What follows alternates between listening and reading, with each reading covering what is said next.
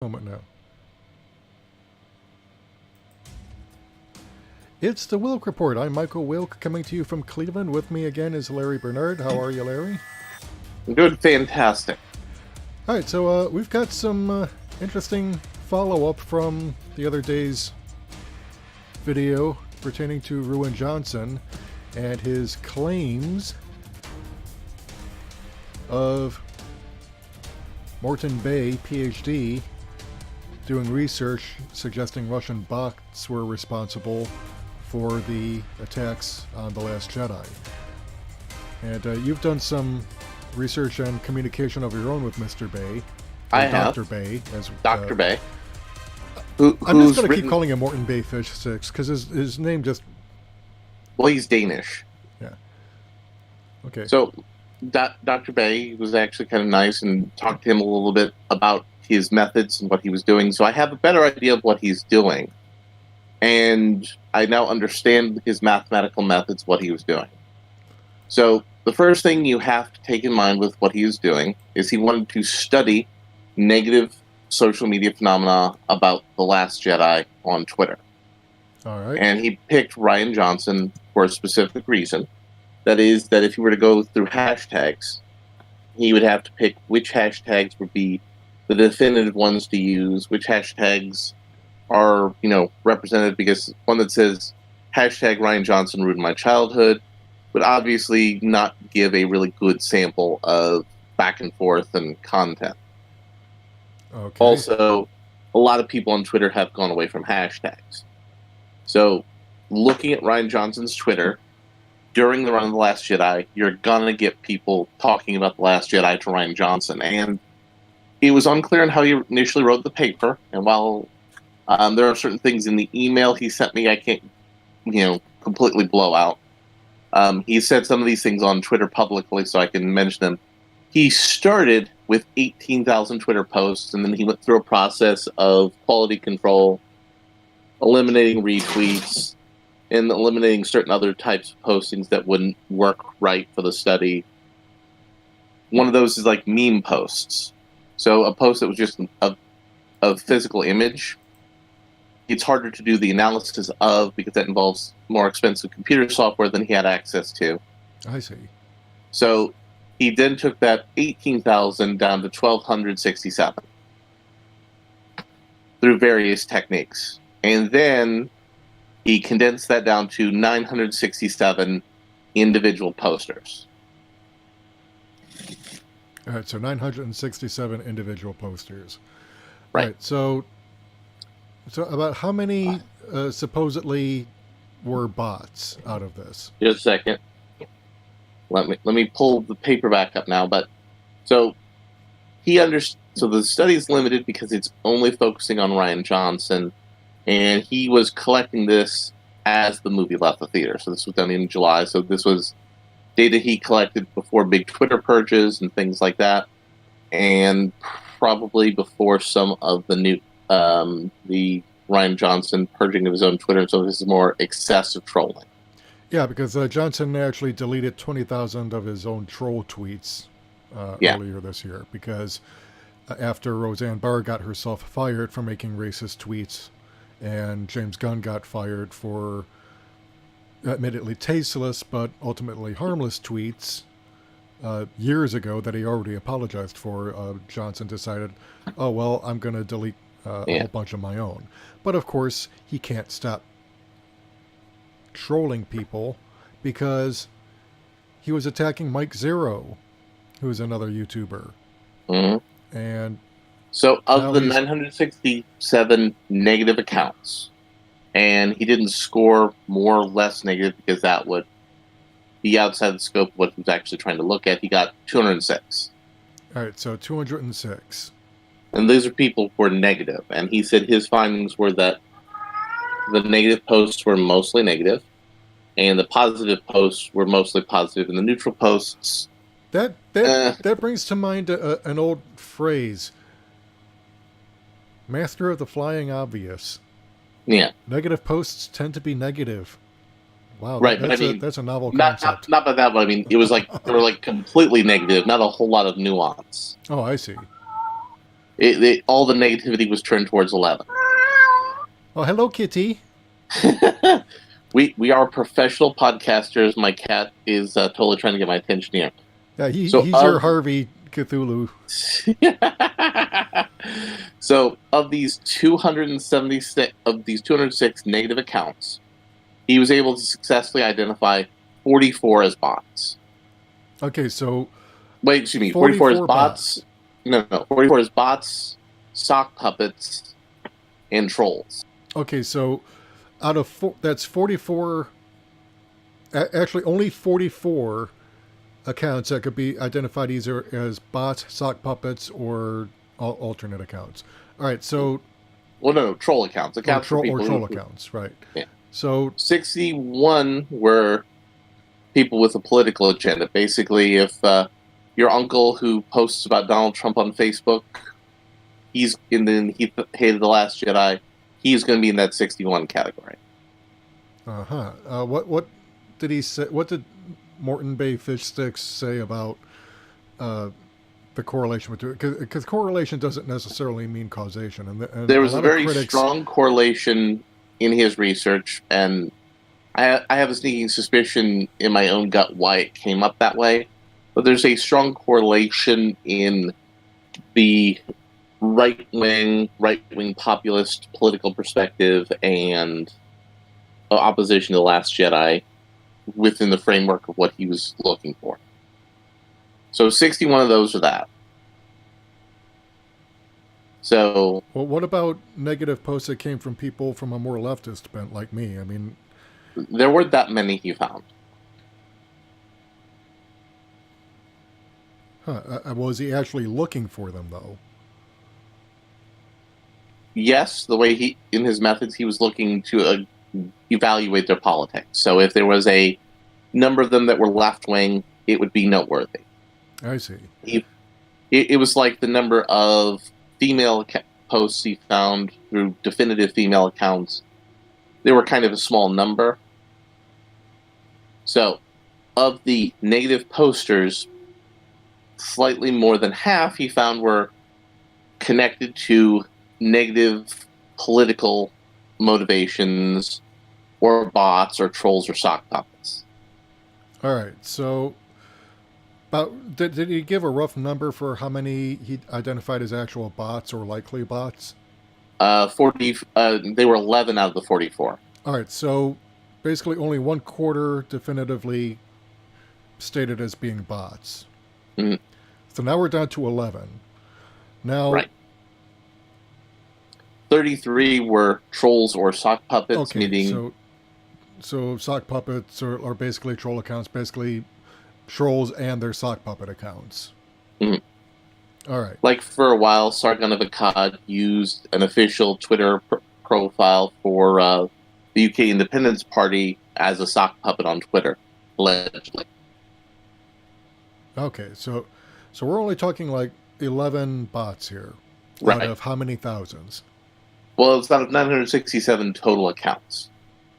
All right, so how many of these 11 bots does he suspect of being Russian? Well, we're going to get to that in just a second.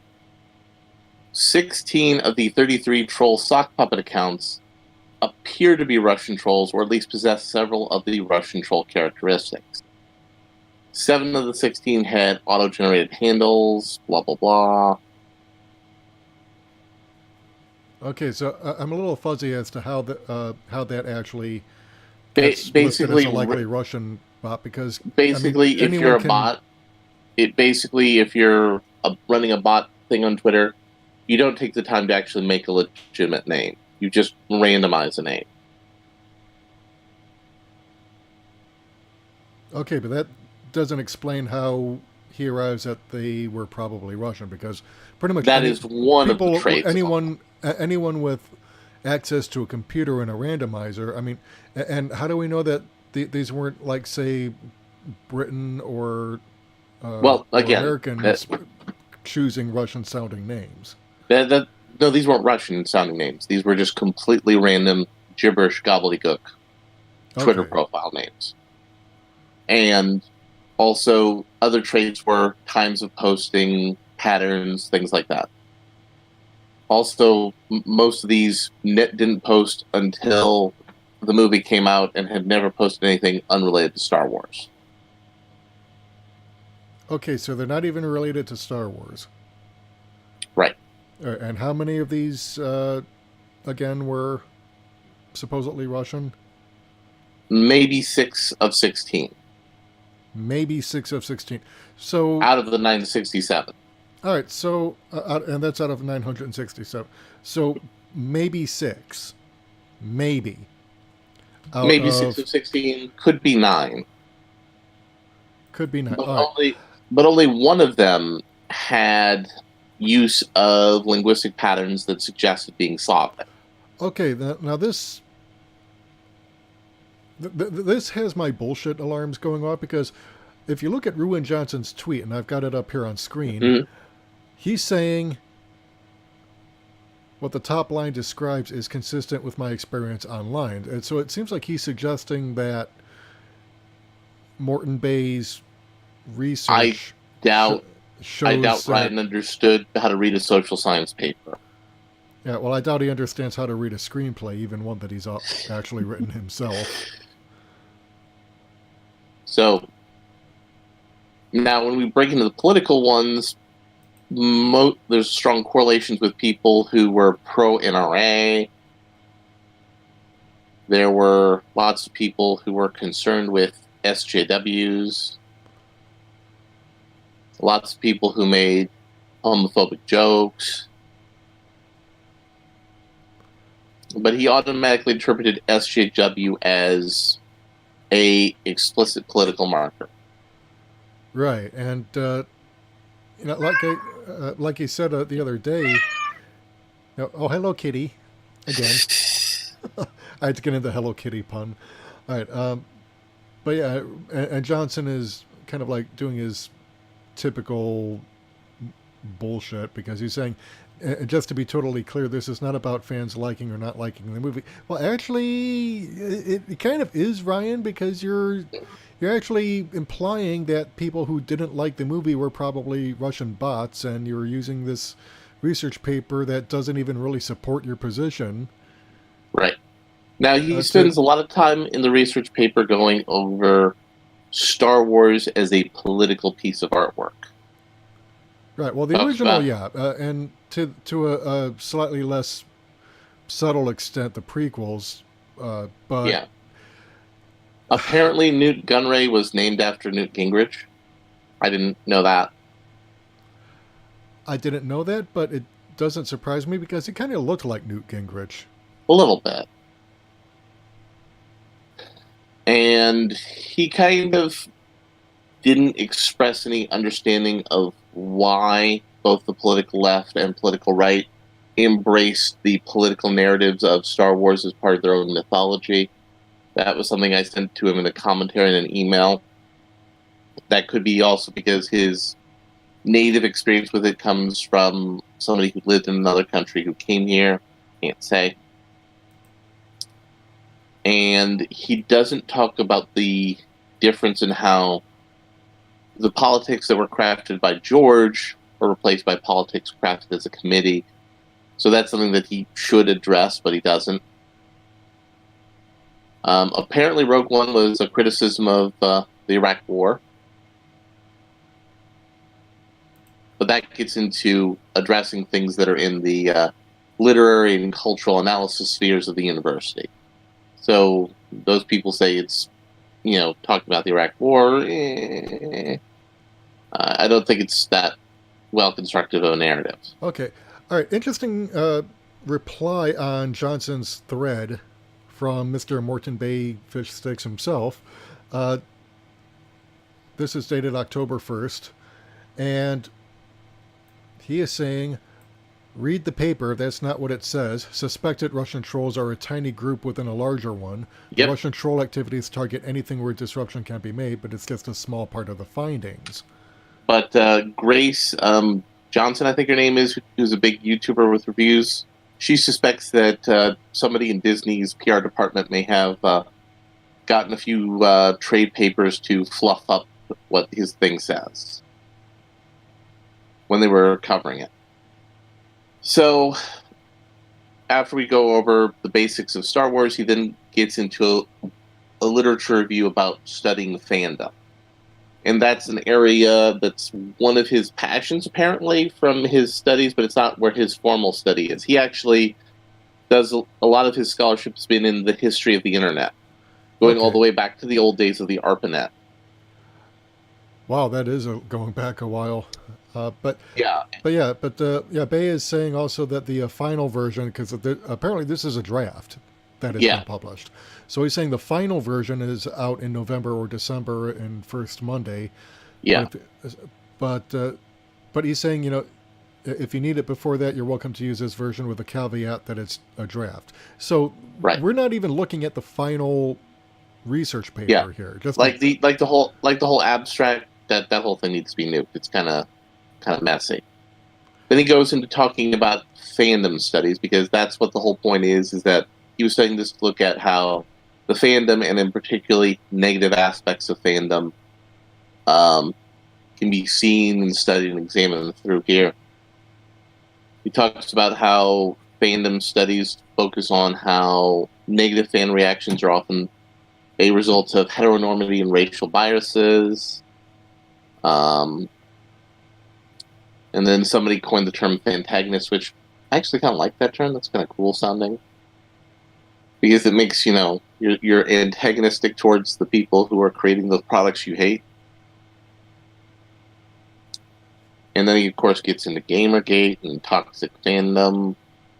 Yeah, which I've never really been a big believer in this so-called toxic fandom. I mean, to the extent that yes, there are fans who go over the top with their criticism. Mm-hmm. I mean, yeah, you're going to have that, and it's been around since before the internet. And let me see if I can pull up my own tweet from the other day, because in fact, I got to scroll through. And there's another thing I wanted to talk about pertaining to Alyssa Milano, but we'll get to that later. We'll get to that in a moment. Yeah, but I'm trying to find my own tweet, and I don't know if he deleted it or what. But one of the interesting elements to the literature review, in his view, the defensive stances are indications of totemic nostalgia, which ties the fan's past to the present, and severing the connection by redefining or changing the meaning of the totems from the fan's past is a psychological equivalent of invalidating that part of the fan's personality. I understand he's quoting a scholar who's probably very notable in this area of scholarship, and I'm just not that into it. But I don't think that's exactly the precise targeting, because I think it's all about identity. And identity politics goes deeper than just, hey, let's get a token black guy, a token Hispanic, a token female, and a token Asian, and make them the main characters of our movie. What Star Wars is a form of identity, and a touchstone of a person's identity is something now that can be bought, sold, and controlled and marketed to. And people feel that their core inner being is being a product that they buy from the Disney Corporation. They're not feeling comfortable with it. And the way the Disney Corporation is handling that is very inartful, and that's causing people some problems.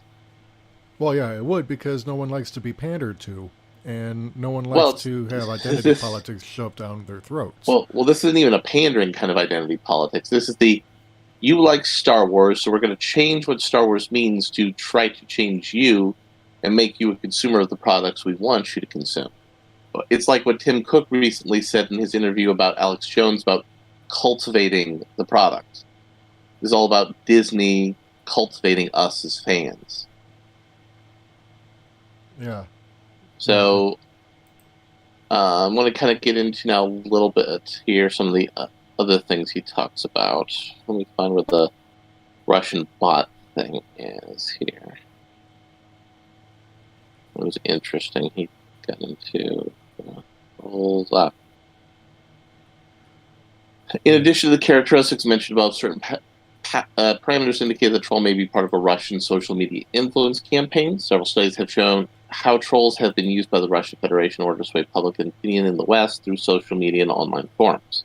Yeah, okay. So sorry to interrupt you, but it just seems to me like, okay, but most nations, like, including and especially the United States, Britain, and other Western powers, have been known to engage in that same activity, and often on a much greater scale than anything the Russians do. So this is kind of like saying, oh, well, yeah, the Russians are doing this, but, well, yeah, but, so do we. What's the point?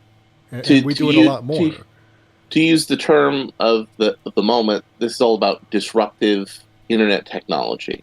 Right, which again is something we engage in to a much greater scope and degree. So yes, but the Russian troll farms are insidious because they're run on the cost of, I think somebody estimated, about $2 to $2.5 million a year, and they're doing what we're spending billions of dollars on and not able to have as much impact. Right. Okay. So, but here's the thing, though. It's like, and I remember reading this about this last year, actually, after the election, and it showed that the number of Facebook ads, for example, that Russia supposedly paid for came to about $100,000. Now, there was something like, what was it, like $5 billion or $2 billion spent on the election, and the Clinton campaign spent like something like $2.5 billion. And his concern isn't so much the Clinton campaign angle. And most of the alleged Russian troll ads on Facebook came out after the election. So this isn't the ad. This isn't the ad stuff. This is actually people going out and actively trolling for Putin. Right. Well, allegedly, because again, it seems to me like 2 million versus like billions in media propaganda. But his concern, in the West, it seems to me like, yeah, it's like we're complaining about gnats, even though we're sending out cockroaches to attack the Russians. But he's kind of value neutral in the whole Hillary Clinton proposition. He's more focusing on how the Russians do it from an academic standpoint to look at it. And let's see, what was the other interesting thing is, found that Russian troll activity peaks at certain points in time. Found that it had 2 peaks on a typical day between 7 a.m. and 10 p.m., which works out roughly to noon and 5 p.m. in the Russian principal time zone. Okay, and he also... sorry to interrupt. I just saw a new tweet on Morten Bay's Twitter, because he links to an article on TheVerge.com. And he says, really good analysis here, only one small error, but it also lumps those two phenomena into a single category. No, the paper actually specifically splits them up, one being deliberate, the other being coordinated. So I'm not sure... I don't think he has the evidence for coordination. He has evidence of similar patterns. Okay. Yeah, because he's also got another one from yesterday saying, in case you think my latest paper lacks validity, Breitbart doesn't like it, cites Rotten Tomatoes reviews as a clear indication that I'm wrong, and uses my stated limitations as if it was their own finding. Can't get better. Okay, I'm gonna call bullshit myself here because science reporters are generally tend to be some of the worst reporters. Right, and as dishonest as Breitbart tends to be, I mean, even a stopwatch tells the time at least once a day, depending on if it's a 12 or 24-hour watch. Yeah. Or if it's a 26-hour watch if you're working for Men in Black. Oh, God. But yeah, so now, it seems to me like there's a lot of supposition here and not very much hard evidence. And it's that he's saying in his analysis and in his abstract, he's promising more than his data is actually designed to deliver. Okay, so yeah, and this is what I have a problem with. It's like, why would you promise more than what you're able to deliver? And because it seems to me like it seems like this is a paper that doesn't seem to be doing a whole lot of due diligence in its research. It's making a lot of assumptions where there's not really a whole lot of hard evidence backing it up. Well, Because again, reading through some of it, that's the big thing, is it only makes that if you're making assumptions that are as broad as his analysis makes them to be. So if you focus on what he says is, we found X number of bots, we found Y number of trolls and sock puppets, subset of X and subset of Y have patterns consistent with previously observed Russian trolling patterns, and this smaller subset demonstrates linguistic patterns that are consistent with native Slavic speakers making common errors in the English language. That's what his data was actually able to demonstrate. But his analysis he's trying to be too broad with it. I see. So, yeah, because I have a problem with overly broad studies, because they tend to, at least in my experience, they tend to get a lot of stuff wrong. And what I don't like is this idea that because he's done this preliminary research, but it's like, but yet people are leaping on it as though this is like some definitive It's proof. Confirmation bias. Right. People want to believe that it's not Ryan Johnson's fault, or it's not Hillary Clinton's fault. The Russian bots are behind it all. Right. And I expect that kind of bullshit from Ruin Johnson. What I don't like, and what I really can't stand, is this whole phenomenon of people just going ahead and saying, oh, well, we have this paper. It's kind of like when the Steele dossier was promoted last year, supposedly proving ties between Trump and Russia. And, as toxic as Trump is, and as much as I hate the boy, because he's not just ignorant and racist and a con artist looking to enrich himself, but, I have to say, just because he's like an evil pile of pig filth doesn't mean that there's any validity to. I mean, I gave Russiagate the same credibility that I give Pizzagate, which is to say none at all, because there's no evidence to actually back it up. And it seems to me like everyone's focusing on Russia, and to the exclusion of most everything else that Trump is actually doing.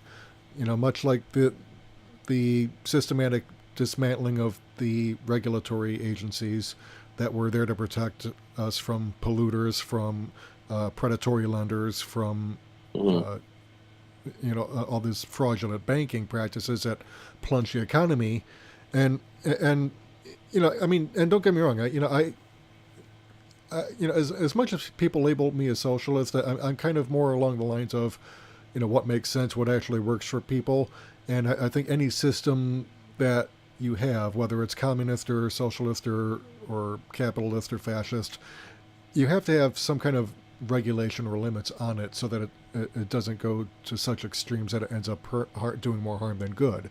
So to the extent that I do believe in capitalism, I believe in well-regulated capitalism. And when you have someone like Trump just taking all those restraints off to the point where now government is no more than an extension of corporate interests, well, yeah, then I'm going to complain about that in the same venue as I would, any other system that goes so far. And people are not focusing on that because they're so obsessed with Russia and trying to start this new Cold War. And that's actually probably the one sane policy Trump has, of not wanting us to get involved in a nuclear confrontation with another country because of the obvious devastation that will cause. Well, I think there's a broad shifting of alliances and allegiances in how we could think about politics in this country. And I think what he's looked at in his politics analysis of both, criticisms of the SJW stuff and Trump correlation, I think he's not necessarily ahead with where the politics is, but that's an opinion sort of thing.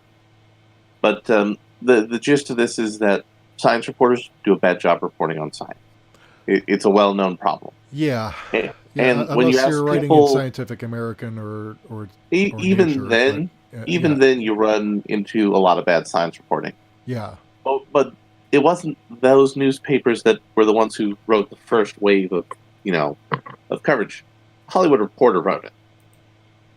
So some guy who was an intern to a movie star who got a job at the Hollywood Reporter had to decipher a science report, and he didn't know how to do it.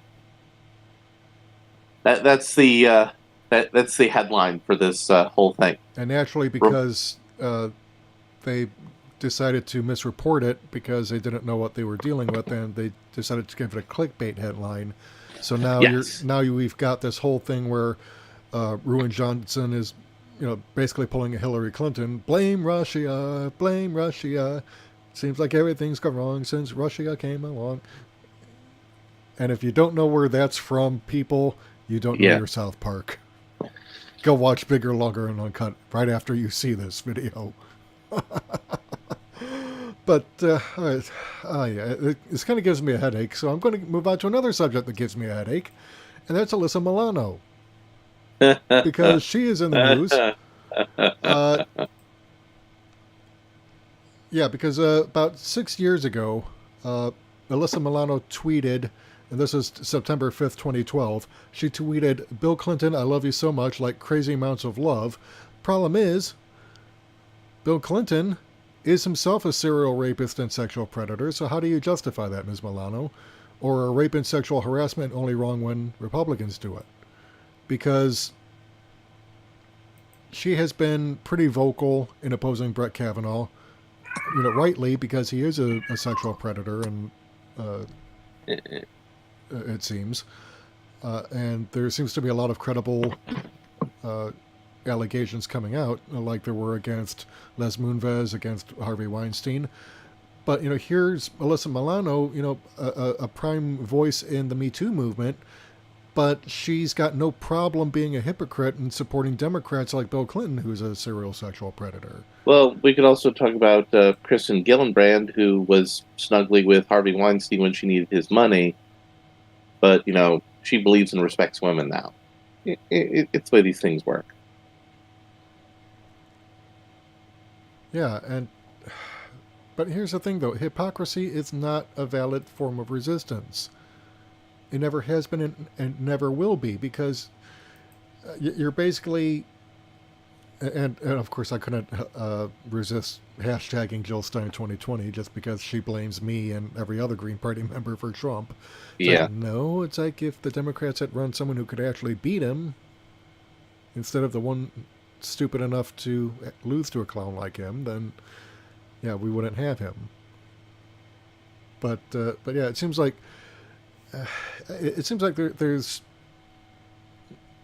there's no self-awareness here, because you've got the pseudo left like Alyssa Milano, and that's what always really kind of sticks in my craw whenever I hear people jumping on people like Milano or Ruin Johnson or Kathleen Kennedy and calling them liberals. It's like, but wait, have you actually seen the politicians they support?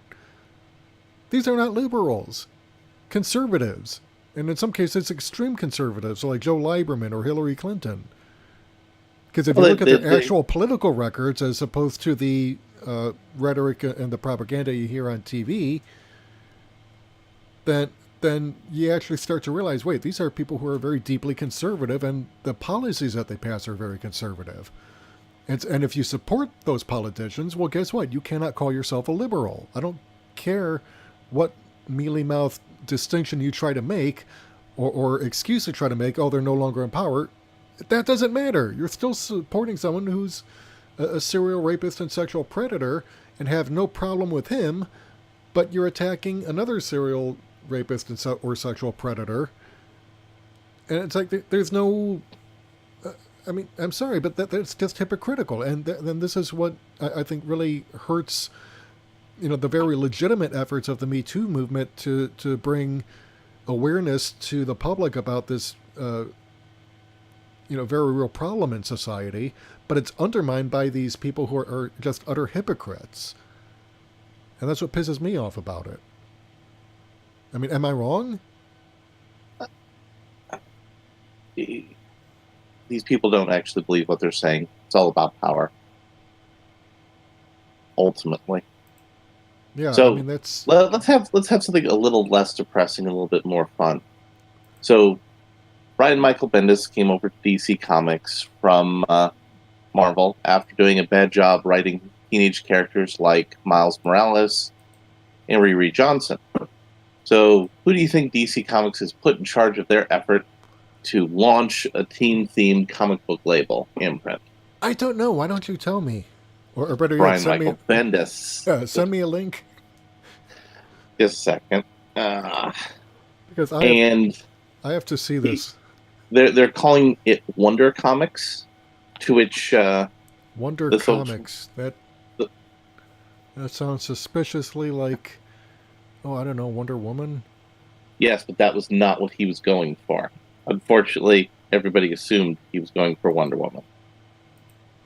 He was actually going for the Wonder Twins, who are going to be getting a comic book to try to rally them up for teenage audiences. So here we go.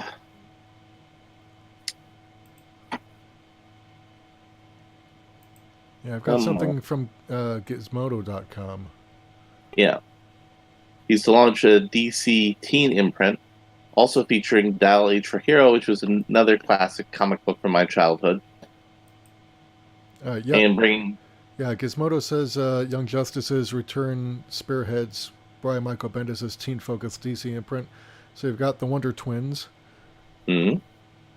Has nobody learned anything about the last time the Wonder Twins were a thing on TV?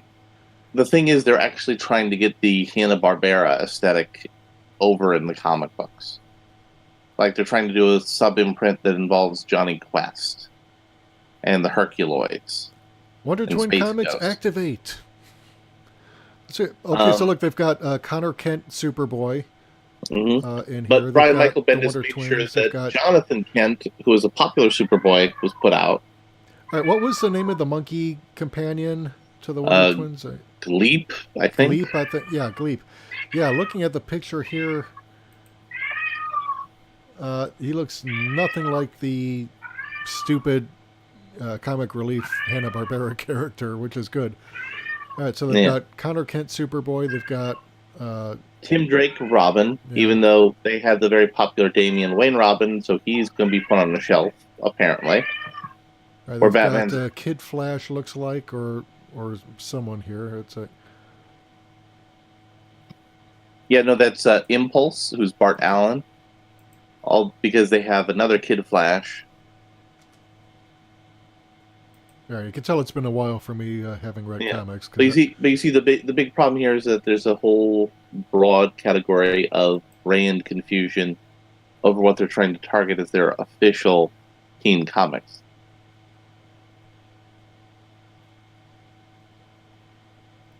Yeah, so let's see. The article says, the beloved Young Justice animated show isn't the only thing making a comeback. The original teen team-up comic itself is making a return to shelves, headlining a new comics imprint curated by Brian Michael Bendis.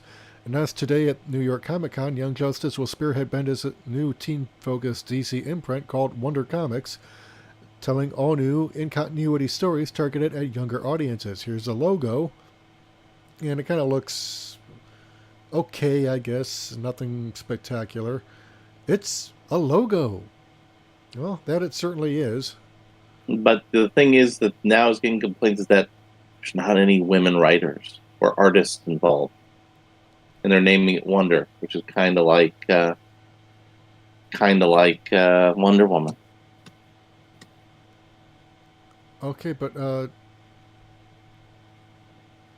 there are actually women writers out there. Yes, but there aren't any that Brian Michael Bendis hired. Okay, so find someone who's actually got talent, bring her over, and hire her. What's the problem? But they're not concerned about that. They're concerned about why he didn't already have that, or have the requisite number of women and people of color to have paid his tithe to the hashtag current year political order. Did they apply? Apparently not. I don't know. I don't think there was actually applications, to be honest with you.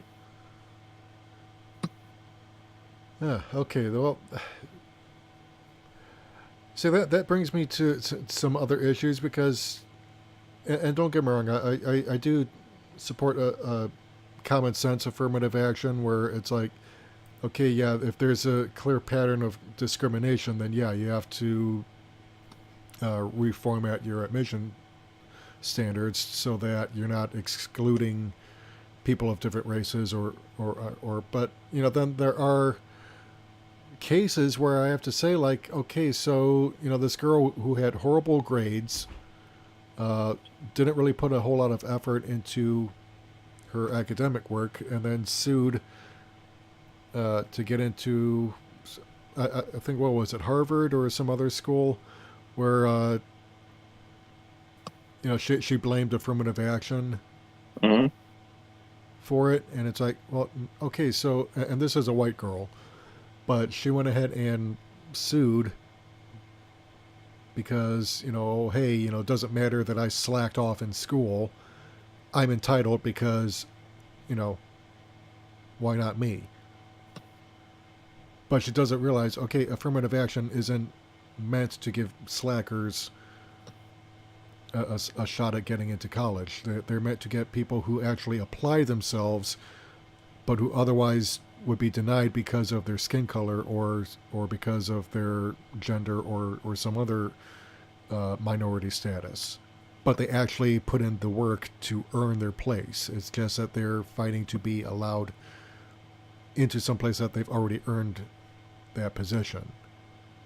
It's not for people like this girl who's like, oh, I'm going to whine because I didn't do what I needed to do to get into this college. Oh, here's another great one. So if you're going to whine about not enough women or minorities getting hired to write for this, it's like, well, did they apply? Did you even ask? They probably weren't asked. But here's another great piece of news. Steven Seagal walked out of an interview with the BBC when they asked him about allegations of sexual misconduct and rape. He was on BBC Newsnight when host Kirsty Walker brought the allegations, asked him, "You've been very much caught up in the allegations of sexual harassment, had a rape allegation against you, and I wonder how you deal with all that." Okay. Yeah, Seagal immediately removed his earpiece, stood up, and walked out. Yeah. Yeah, I've got TMZ.com up on the screen. Yeah, this is from today this afternoon, actually. So Steven Seagal was quick to shut down an interview after a reporter brought up a rape allegation made against the actor. Seagal appeared on BBC's Newsnight Thursday. Can we air quote the word actor for Steven Seagal? Can we air quote that? Yeah, I'm doing it now. You can't see me doing it, but I'm air quoting. Yeah, because... yeah, how dare you insult actors everywhere by calling him one? I'm sorry, but... Allegedly, there was some super producer who said, "Hey, I bet I can get my Aikido instructor and make him one of the largest Hollywood actors of all time." That's one of those, Hollywood urban legends. But yeah, host Kirsty Wark brought up the Me Too movement. Wark then says, "You've been very much caught up in all the allegations of sexual harassment. You had a rape allegation against you, and I wonder how you deal with all that." This is a moment Steven Seagal walks out on a Newsnight interview over questioning about Me Too allegations, which he denies. All right, so... That tells us how he deals with it. He ripped out his earpieces, stood up, and walked out of camera view. So, and this goes to... because he was accused in March of raping a woman back in the 90s. And this links to another TMZ piece. And... apparently this happened at a alleged fake movie rap party. Accuser's name is Regina Simpson. Regina Simons, I'm sorry. But yeah, this was... Yeah, she had a news conference back in March. She claims Seagal invited her to his home 25 years ago for what he called a rap party for on deadly ground. She claims no one else was there, and Seagal took her into a bedroom, kissed her neck, and then raped her. Regina added she'd never been naked in front of another man before. When it was over, she claimed Seagal offered her money. The second accuser, okay, so there's more than one, Fabiola Datas, accused Seagal of sexually assaulting her when she was 17. Fabiola says the alleged assault happened in 2002 at Beverly Hills W Hotel. She claims Seagal pinched her nipples, slid his hand under her bikini, and touched her vagina during an audition. Bloom wouldn't say if they'll sue Seagal. Lisa Bloom is the lawyer representing Regina Simons. All legal options remain open. She added she nor Regina and Fabiola have spoken to Seagal, but they've reported the incidents to LAPD. But this is 25 years after the fact, so I'm pretty sure in California the statute of limitations will have run out. No, they've kind of changed that a little bit. Oh, is it? Okay. So, yeah. Okay, because I seem to remember when Les Moonves accusers went to the police, they said, this happened too long ago. It's statute of limitations. If I remember, that was a New York prosecutor, I think. Okay, in New York. Okay. Yeah, for some reason I thought it was in California, but yeah, because I'm not sure what the statute of limitations are for California or New York, but yeah, this is apparently not the first time Seagal's been accused of sexual misconduct. A woman named Portia de Rossi claimed Seagal put her on a casting couch and unzipped his leather pants. This was back in the 80s. Juliana Margulies, who's actually an actress who's been on shows such as ER, claims she had a hotel room meeting with Seagal in the 80s and he brandished a gun but didn't touch her before she fled. So this is... and if I remember her story, she said her agent apologized for sending her there, that she had heard stories but she didn't believe them. Yeah, so... but yeah, this is... yeah. This is screwed up because... first of all, this is Steven Seagal. Why would anyone go to a rap party for him? Well, he was a pretty big star for a couple of years. He was a star? No, he was. He had some good selling movies. And yeah. The standards were lower. I'm trying to remember, what movies he was in that I actually remember, and I think I might have edited them. I think I might have edited them out of my memory to preserve my sanity. So let's pull up IMDb to help with that. Do I have to? So he has 57 acting credits. All right. In movies such as Above the Law. Okay, you're making me relive things that I had successfully purged from my memory to preserve my sanity. Hard to Kill, Marked for Death, Out for Justice, and Under Siege. Now, during this, On Deadly Ground. Yeah, but On Deadly Ground was when he started going downhill. Wait, you mean he didn't start going downhill when he did Above the Law? No, because that was just, a cop shooting up criminals in the late 80s. That was a whole genre of movies. On Deadly Ground was when things got really weird. It's like, hey, I'm a Native American environmentalist expert who also likes to shoot people. Hey, remember Under Siege? Well, what if it's on a train this time? Hey, what if I'm a nuclear bomb expert? Hey, what if I'm a former military special operative who later becomes a Buddhist monk? I don't remember Fire Down Below. Yeah, he was in a movie in 2004 called Clementine. I don't think I saw that one. But yeah, he successfully disappeared from major productions sometime after the early 2000s. Let's see, Today You Die, direct-to-video, Submerged, direct-to-video, Mercenary for Justice, direct-to-video. Yeah, he's done a lot of direct-to-video stuff. There's some movie he did where he was... where he had to have an entire Buddhist monastery in Thailand give him powers to fight, an evil demonic force. Oh my God! Someone actually had him in a TV series for 2 seasons called True Justice.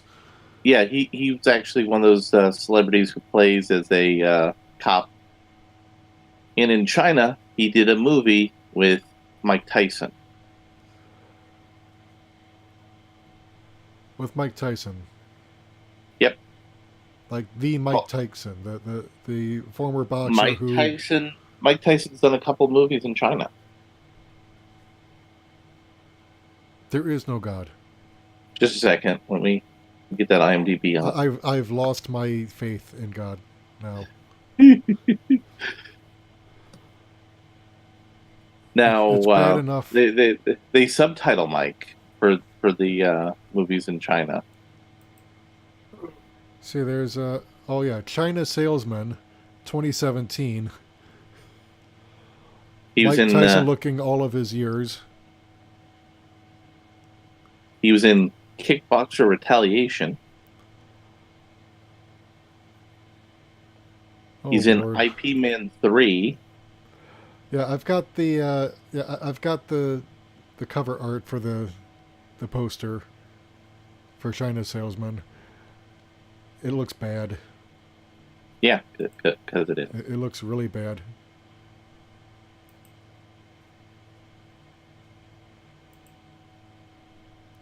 It looks Brussels sprout bad, Larry. Yeah, it's not good. Not good. So you've But got one guy who looks like he's 80 years old, even though he's probably closer to 50. Another guy who looks like he just stepped out of a donut factory after gorging himself on everything inside. And we're supposed to believe that he's some kind of martial artist. yep. Also, for those of you who may be into weird news about some of the controversies that have been happening in the furry community, Nick Bricada over on his YouTube channel is going to be doing a live stream about that. Why? That there's I don't want to hear about furries in the news. Well, there's been a group of furries who allegedly were involved in necrozoophilia, serial necrozoophilia. Wait, necrozoophilia, that dead animals. Yes. And a quote-unquote celebrity in the furry community was involved with this allegedly. Thus, that's gotten some internet fame going on. Okay,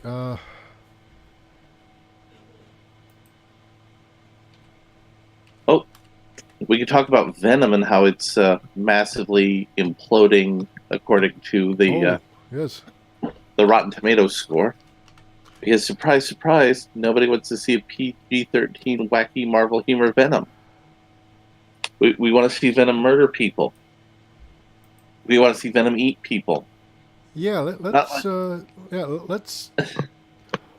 this because oh my God, no. This is okay. Vox has a couple of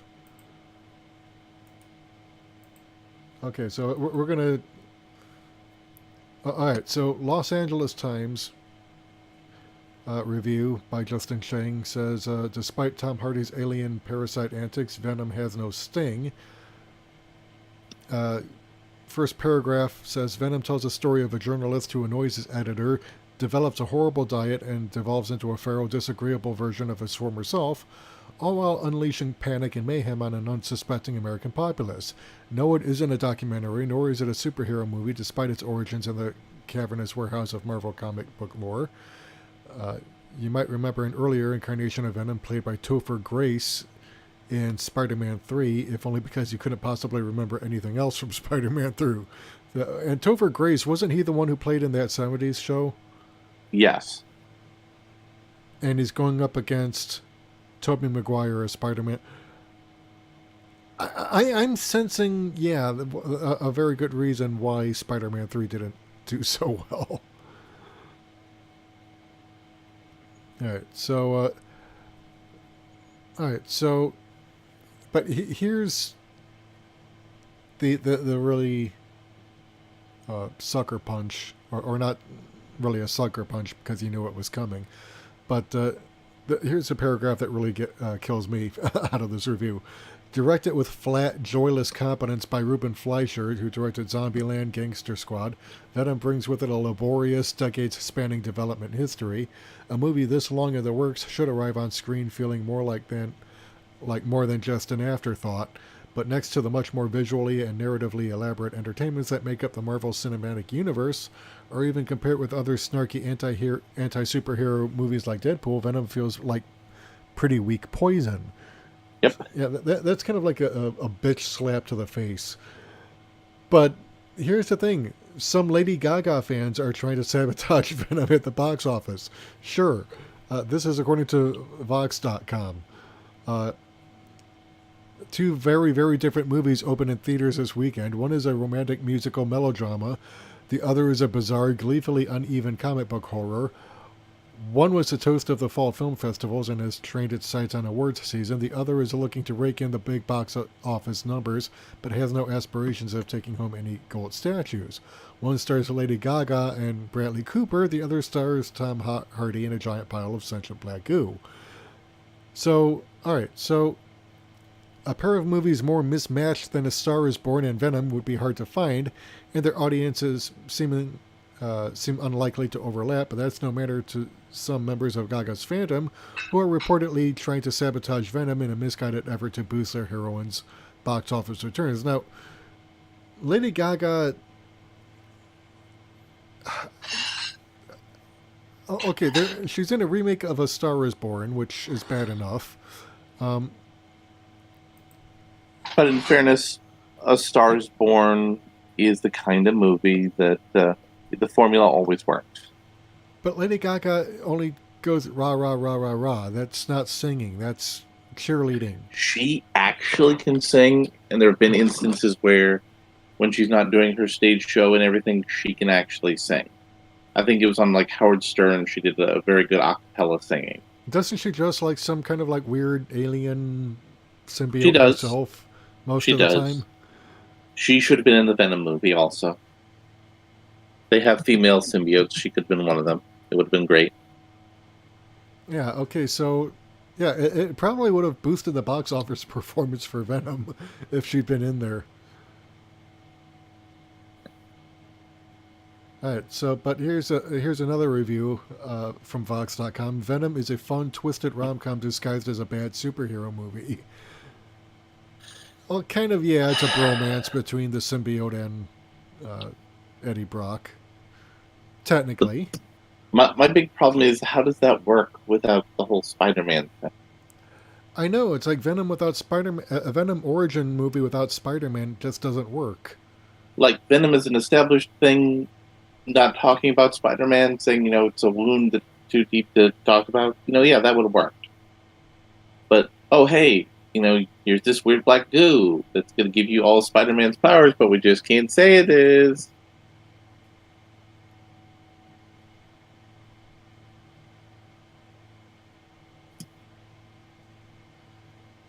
Yeah, so, but yeah, here's the opening thing from Vox.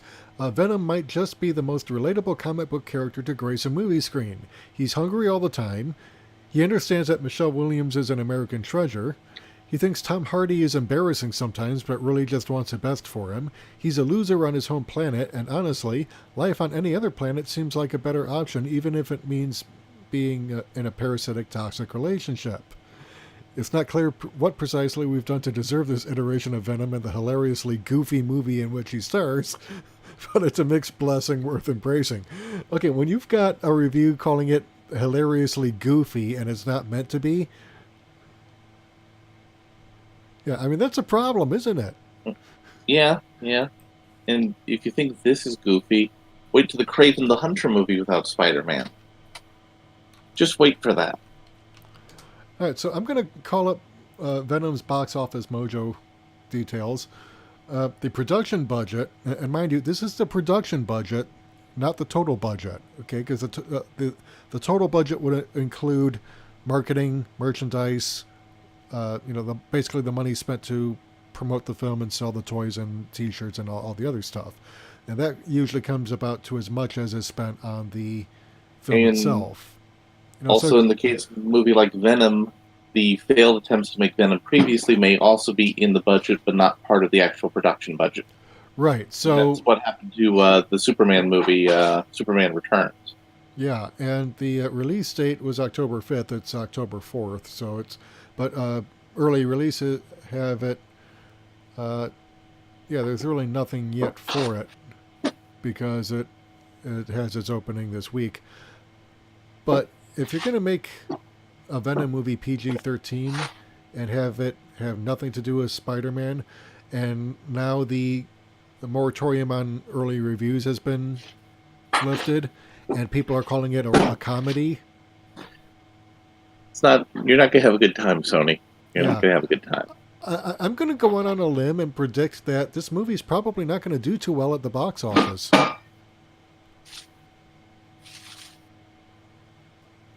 Just a prediction. Yeah, it's not going to Everyone agrees score real it's well. a unique challenge to make a. Yeah. So, but yeah, this is GameSpot.com says in their movie review, this could have been avoided. And the review by Michael Rougeau, dated today. Making a Venom movie without Spider-Man is a unique challenge, but many of Venom's issues have nothing to do with Spidey's absence. For example, early in Venom, the symbiote that will later be revealed as Riot escapes the Life Foundation's custody and infects a woman in a marketplace in Malaysia with the explicit goal of reaching San Francisco. The movie's main story then begins. Eddie Brock makes some poor decisions, loses his job, and his fiancée, played by Michelle Williams, and hits rock bottom. Cue a 6-month time jump, and our friend Riot, still inhabiting the old woman from the marketplace, has finally made it to the airport. What was Riot doing for the 6 months between then and now? Did it go on a killing spree across Malaysia? Was it dormant or hibernating? Look, something the movie never gives any hint that symbiotes might be capable of. You don't make a lot of money in Malaysia, okay, working a job. She had to save up money to get the airline tickets. Okay, but this is Malaysia. I mean, seriously, you've got, like, freaking death squads. You can join that. I mean, if the money's good. Yeah, but most death squads aren't going to hire a little old lady. Even one enhanced by a super-powered parasite? Yeah, then they'll come after her. Yeah. So, all right, but yeah, but that does actually sound like and of course it's a spoilery review. So if you're watching this video, you probably want to stop listening right now if you plan on going to see Venom. But if you don't care because you don't want to, you realize this is going to be awful, right? Then keep listening because, that is a pretty big plot hole. And that's early on in the movie. So this gives you an idea of the problems with it, where, okay, so there's a 6-month time jump between the introduction of the parasite and the character it's supposed to bond with. Well, where the hell was the parasite all that time? Stuck at the airport? Hey, maybe it's like the Tom Hanks movie. You know, the parasite was held between gates because it didn't have the right paperwork. Oh, God.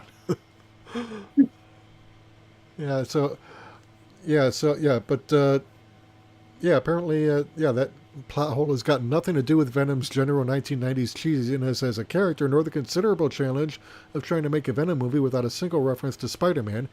It's just good old-fashioned avoidable sloppiness. Yep. And, he goes on to write that the lack of Spider-Man does cause problems, specifically the entire premise that Venom chooses to stick around on Earth, attach itself permanently to Eddie Brock, and betray its entire species, doesn't really work in this movie. Because in the books, Venom's obsession with Spider-Man gives it common purpose with Eddie, and cutting Spidey out of the equation necessitates something taking his place as their end goal. And the movie apparently tries to get around that by painting Eddie and Venom as Breakfast Club-style lovable losers. Yep. an actual direct quote he's giving. On my planet, I am kind of a loser like you. I mean, it's nonsensical and implausible, underexplained and totally weird because Venom is this homicidal maniac that, I mean, I can't, I mean, if he's this badass supposedly in the movie and he's a loser on his home planet, what does that say about the rest of the species? Yep.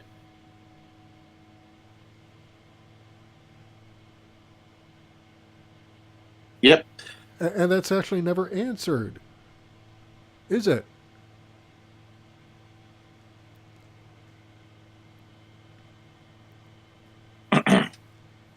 So I got some interesting other news. Where segue we're from.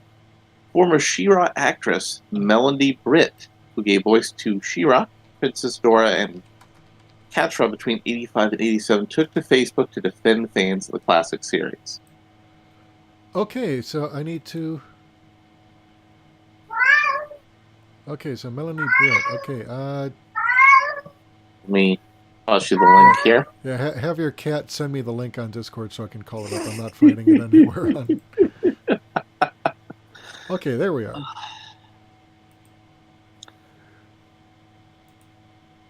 It's a big world, and there's enough room for many cartoons, but because this is She-Ra name is being used to a new series, I believe you must respect the admiration of fans of the original, not because you have the power or the marketing or an ego trip to put them into categories that denigrate their character and insult them if they prefer the original. Something is wrong with them, meaning thousands of fans. I have never come across one person who did not have a genuine heart, a great heart and genuine love for the integrity and pure intention of the original series.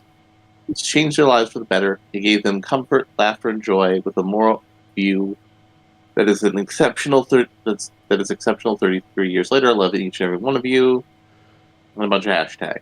Yeah. So, she said, wrote this very lengthy defense. In fact, it's linked to. So I'm gonna. All right. So here on archive.fo. She says, a fan sent this to me. I know I may be taking a chance posting and commenting on this, but my heart has been hurting about the comments some marketing people and publicity machines are bombarding the internet with regarding some fans of the original She-Ra series. And she says she's actually glad that in this published article, someone finally has said enough to the kind of divisive marketing and negative publicity that has been promoted regarding the fact that some people might actually prefer the original series. And that's actually, that's actually... very relevant because, I mean, she's actually vocalized something that people have been really kind of complaining about for years, is that this, very divisive and negative marketing that kind of like trashes the original fan base rather than cater to it. Yeah. Yeah.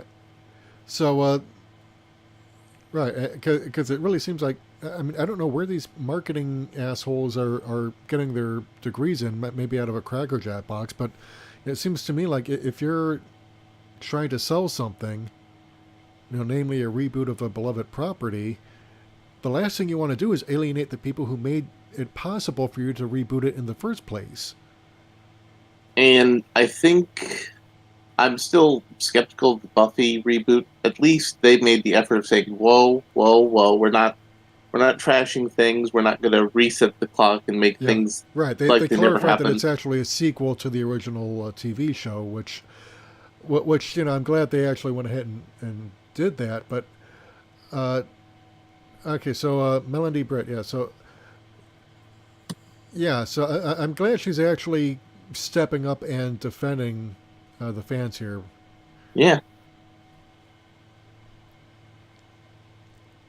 So that's another little bit of entertainment news. And Chris Evans is hanging up his shield. He's no longer going to be Captain America after Avengers 4.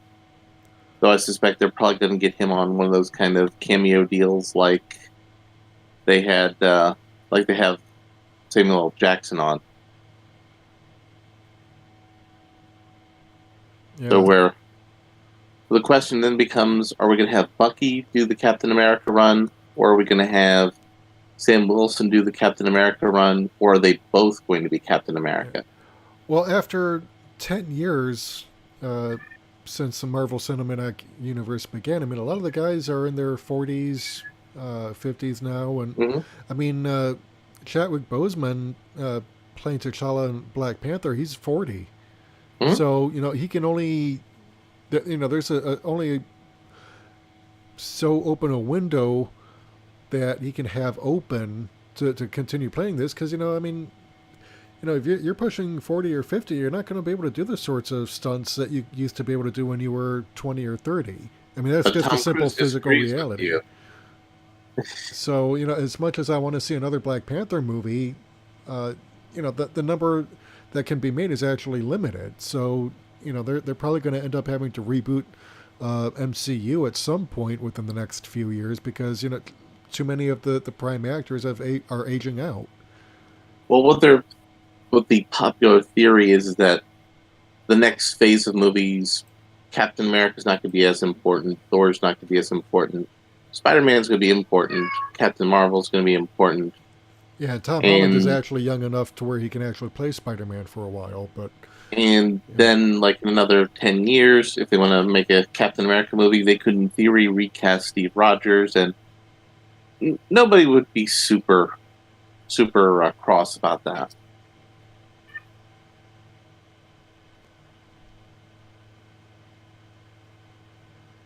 yeah. So, here's an interesting tidbit. While Britt took to the defense of fans back in September, it appears DreamWorks TV, or at the very least someone associated with the show, has decided to censor people who are being critical of the show at New York Comic Con today. Netflix and DreamWorks TV released a first full-length trailer for the show. Prominent YouTube channel Clownfish TV saw their live reaction to video to the new trailer, flagged for copyright infringement. Yep. Because that's totally the way you do it.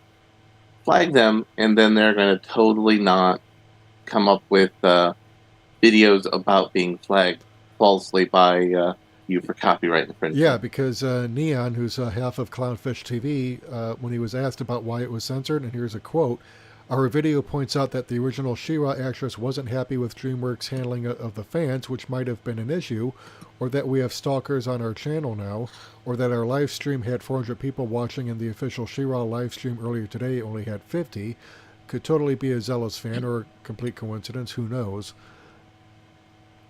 And, I wish it would stop using the word would on this. No, Clownfish did provide further speculation. I mean, this, and then Nerdist would then falsely. No, she did falsely declare. So I hate writing in the passive voice. I'm just saying, if you're gonna do a show like this, get everybody a check. Everybody a check. They actually, don't say things that kind of do damage to your ideas here. That's how you're supposed to do public relations. But I guess we can pick another way. That could be an interesting choice. Yeah, well, I'm gonna share this on my Facebook page real quick. But yeah, this is a pretty good story here. Thanks for linking it, Larry, because this is really important, I think, because it kind of goes to this whole phenomenon, like she's pointing out, where these are decisions made, cynical decisions made by marketing departments, where it's like there's this sneering contempt for the original audience. It's like, well, why? Without that audience, you would not have a show. Well, they think the idea, not the audience, is what gives it power. Right, and that's kind of bullshit because, how does that idea appeal to people who've never seen the original before and who don't care about the original? And that's what I don't get.